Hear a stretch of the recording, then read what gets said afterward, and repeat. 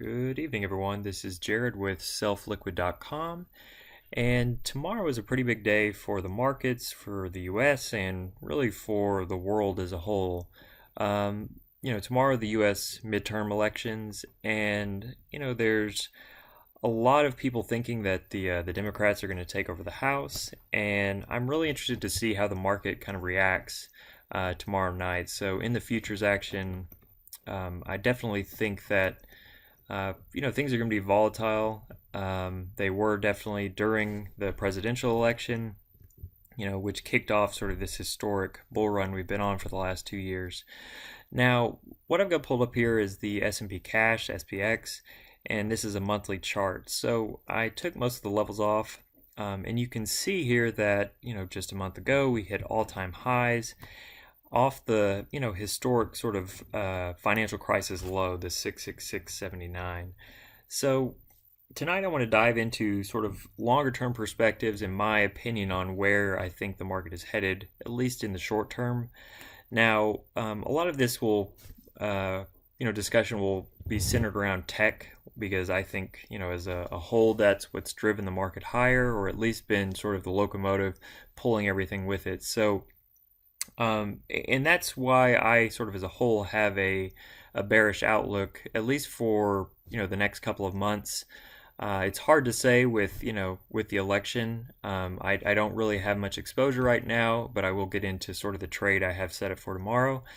So let's go and dive in. So this is, like I said, the SPX monthly, and I wanted to run the levels here during this video. So let me go ahead and do that. So if we run just from the low to high here, I like to use Fibonacci for this. And so we'll grab the lows from these major swings here, and this will plot sort of our support.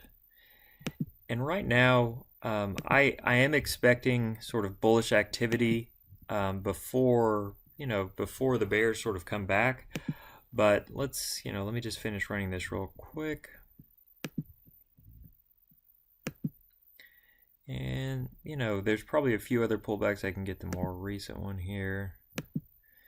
But you can see that really from just the monthly perspective, one, in my mind, we were long overdue for a decent pullback, and we still could pull back pretty significantly while still being bullish.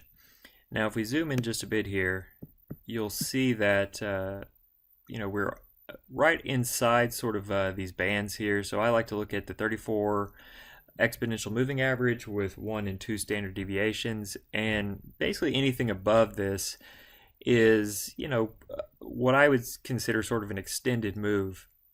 And for quite some time we've been what I would consider extended.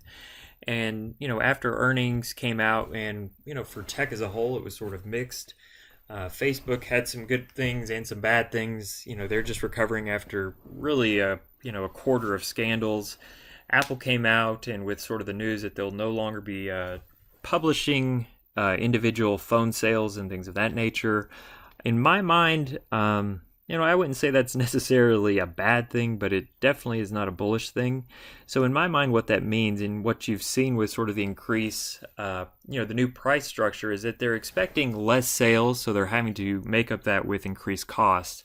And, in my mind, that's never really a good thing for a business. If you're expecting, less volume for whatever reason, sales should slow down. And after, hitting $1 trillion, I think if you're a money manager or a big fund or something of that nature, it's hard to want to have something that is, really not going to have very long-term growth. You're not going to see Apple double or something like that. So, I think if you are managing big, a big fund or something like that, you're going to be looking in, smaller cap stocks with more potential for growth. Now, in this kind of environment with the election tomorrow and really the kind of whipsaw action, I would imagine, I don't know if this is what sort of the self has been, is just the unloading of a lot of bigger positions with the uncertainty ahead with the midterms. But right now, so if we kind of dive into some smaller time frames, I'll kind of walk you through what I'm looking at. And right now I've pretty much lightened the load. I have been short quite a few times. Going into today, I was short Tesla and Google, and both those worked out really well today. I closed out part of a Tesla position and part of Google. So I am still short Tesla, so I have a call spread on Tesla. And I did set up a bullish trade in Microsoft, so this will be a short-term trade, but I'll get into that here in just a minute. So if we look at the S&P from a weekly perspective, let's just kind of see where it's sitting. And right now, so the way I look at this is anything above the 34 is bullish, anything below is bearish. And right now, for the last few weeks, we've been below the 34 and have not tested this outer band here. And I would honestly think that we may end up doing that. You can see here on this indicator the squeeze. Momentum has started shifting lower, but we could see a bounce all the way to 2766, call it 2800 before the next move lower. Now if we go over to a daily, you'll see we are, pretty extended to the downside, and it looks like an inverse head and shoulders maybe setting up here. So let me just show you what I'm talking about. Let me get the drawing tool. And so an inverse head and shoulders, you've got your left shoulder here, the head, and basically this would be your right shoulder. And typically what you would expect is something like this, sort of a retest of this level here, this low here on the left shoulder, and then a bounce that is equal to the left shoulder, basically the big move down. And, depending on how long this takes, if it takes a couple days or if the reaction happens tomorrow with the midterms, this would take us roughly to where the 34 period moving average would be, or around 2800. Now, if we run what would be resistance, so let me grab my Fibonacci tool again. Let's just see where roughly the 50% retracement would be from the high to low swing here. So that would take us to roughly 2772, and aligning pretty nicely, at least at the moment, with the 34 period moving average on the 618, 2812. Now, one other thing I like to do is run sort of this symmetry tool. The Fibonacci extension tool is what it's called here on Thinkorswim. So from the low to high to low, you can see that we already cleared that level. So that is bullish, from that perspective.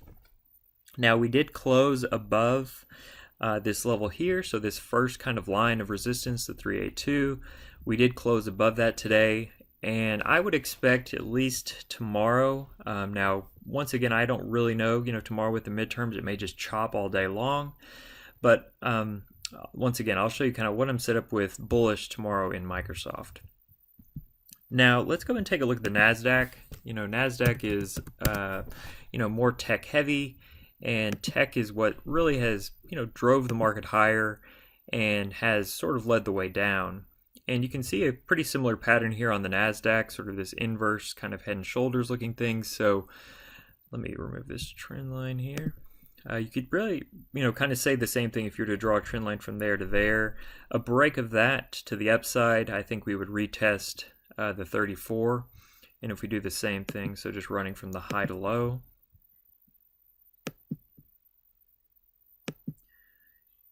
you'll see that the NASDAQ is still below that first level of resistance around 7,000.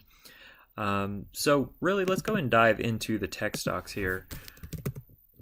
So I actually have a little FAANG index that I like to look at, and let's pull that up here. And you'll see that, from the weekly perspective, we have been below the 34, and with the sharp move down last week with some of the tech stocks getting hammered with, during earnings, we have recovered some. And, you could say this is sort of an island bottom that's starting to develop.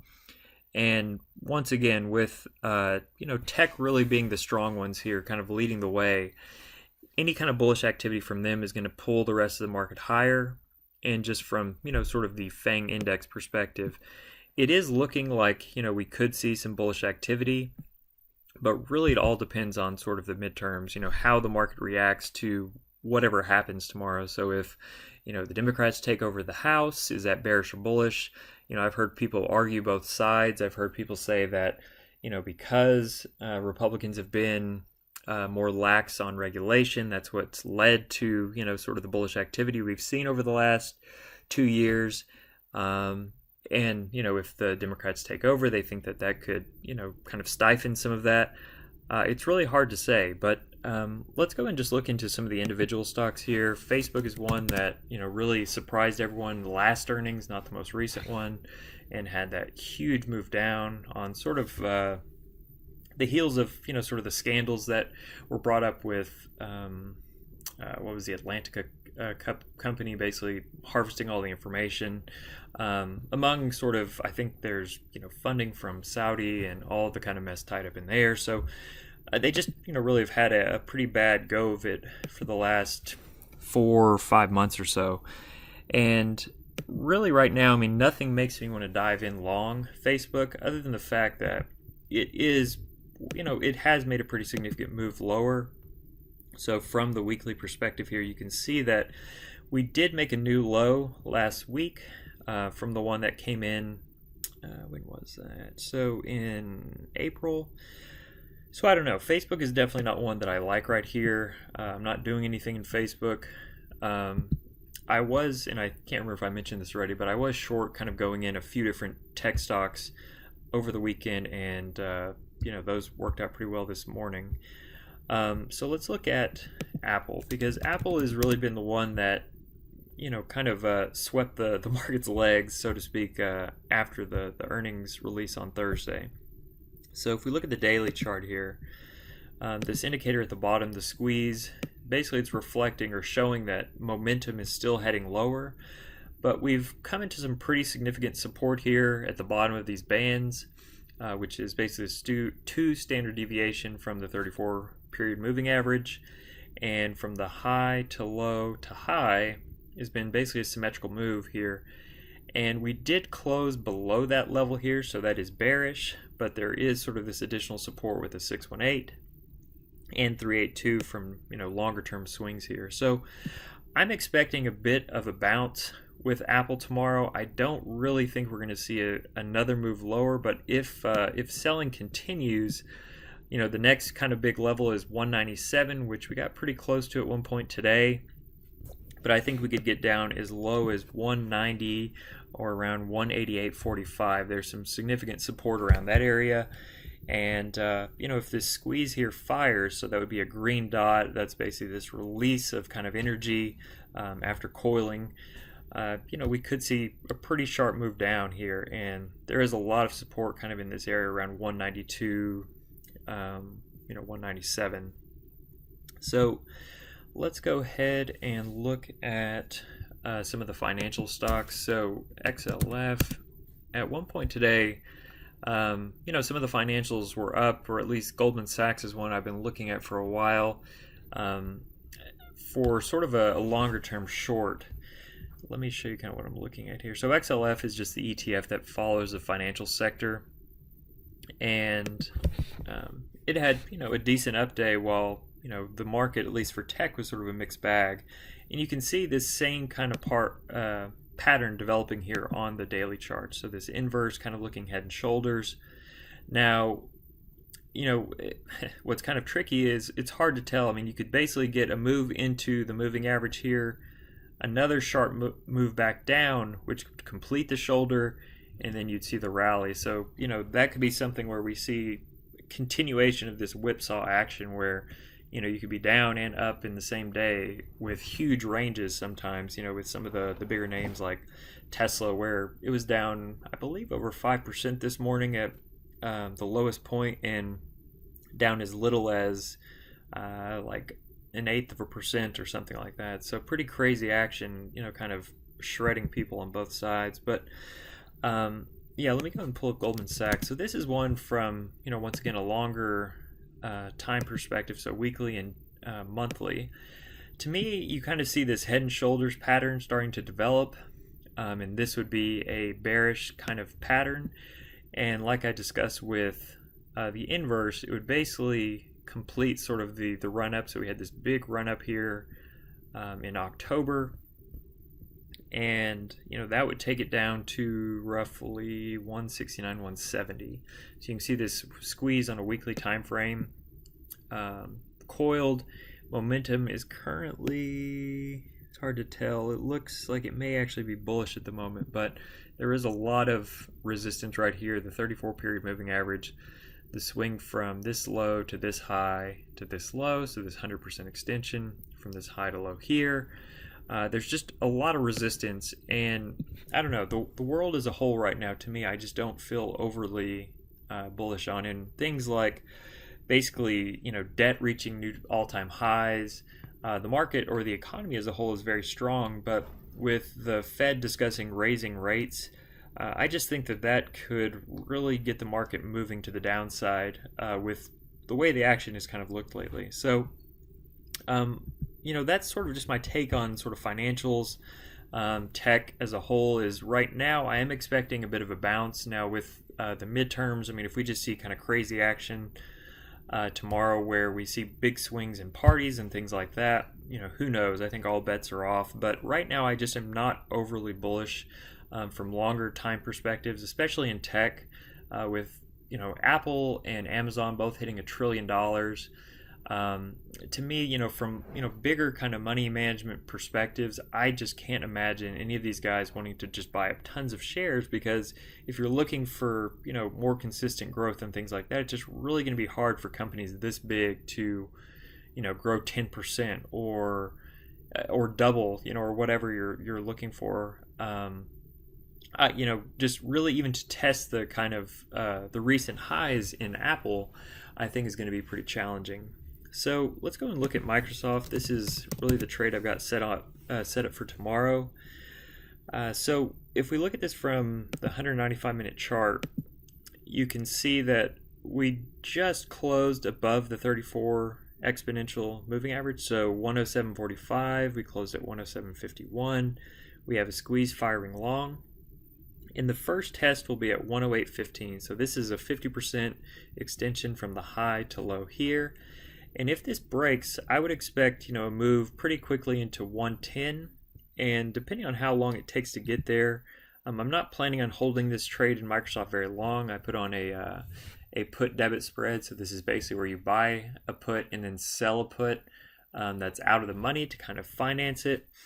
And I'll be looking to hold on to this for maybe a day or two at most. But you can see that on a daily, 195, 78, and 39 minute, you have squeezes coiled or firing long. So if we look at Microsoft from the weekly perspective here, it had a pretty decent move into the 34 moving average and really has respected it, kind of bounced and stayed above that, which makes me, at least in the short term, bullish on Microsoft. So tomorrow will be pretty interesting. I think really the futures tomorrow evening are going to be pretty active. So if you trade futures, I'm sure it'll be pretty interesting. So anyway, that's all I've got for tonight. If you enjoyed this video and want to hear more, these will be coming out Monday, Wednesday, and Friday. So just click the button below to subscribe, and thank you for tuning in. Take care.